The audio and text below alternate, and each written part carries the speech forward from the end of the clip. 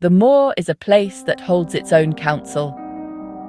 Today is the 9th of November, 2025, and as the autumn light thins over the tors, I find myself thinking of old stories.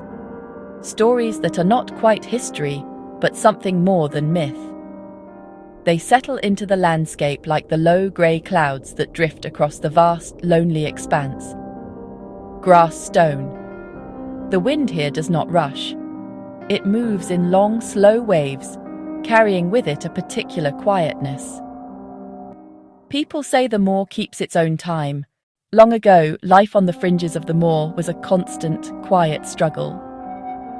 Families kept small flocks of sheep, their wool thick against the biting wind, and a few hardy cows for milk. They walked on rough, winding paths that they knew intimately, every stone and hollow a familiar landmark in a vast, unchanging landscape. In these small hamlets, people spoke in measured voices, their conversations revolving around the weather, the prospects of the harvest, and the quiet passing of the dead. But alongside these everyday matters, another subject was spoken of in hushed tones, almost a whisper. They spoke about witches. The belief was not born of malice, not always. One particular tale has always stayed with me, often told on cold nights when the wind howled around the chimneys.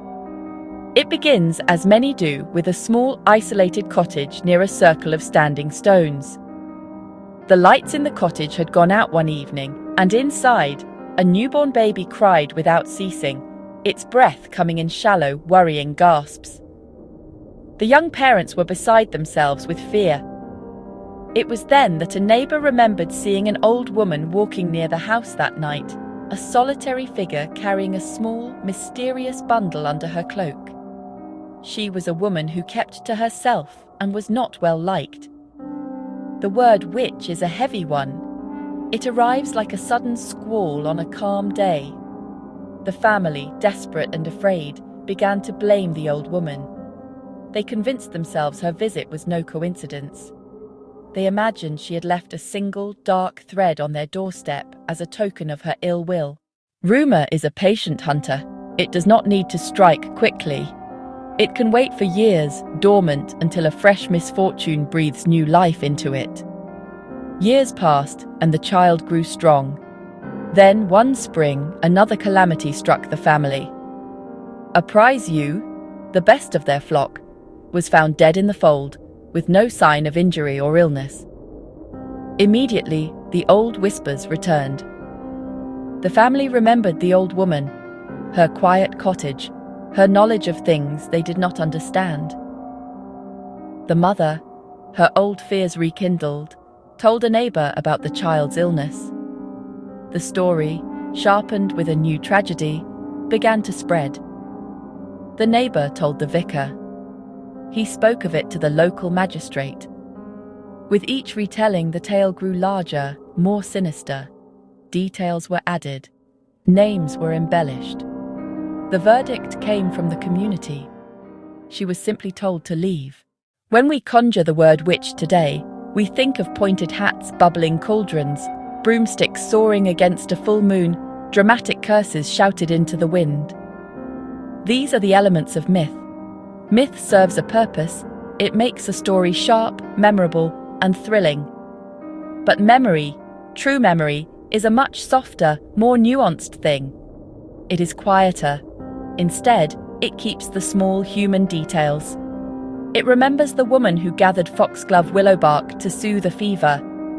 It remembers the man who sat by his door, carefully mending his neighbour's worn-out shoes. It remembers a child learning to read, her small finger tracing letters guided by a patient, gentle hand. Life was precarious. A disease sweeping through the herd could mean financial ruin. Blaming a person, an outsider, made the overwhelming, chaotic nature of their hardship seem simpler. The landscape of Dartmoor itself is an essential character in this narrative. The tors, great granite outcrops, rise like ancient monuments against the sky. The mist can descend without warning, obscuring paths and landmarks in minutes. This connection fed directly into tales of witchcraft.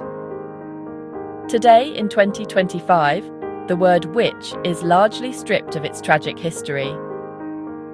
We have forgotten the quiet kindnesses lost beneath accusation. When we look back at these old tales, we must do so with care. The legend of the Dartmoor witches endures.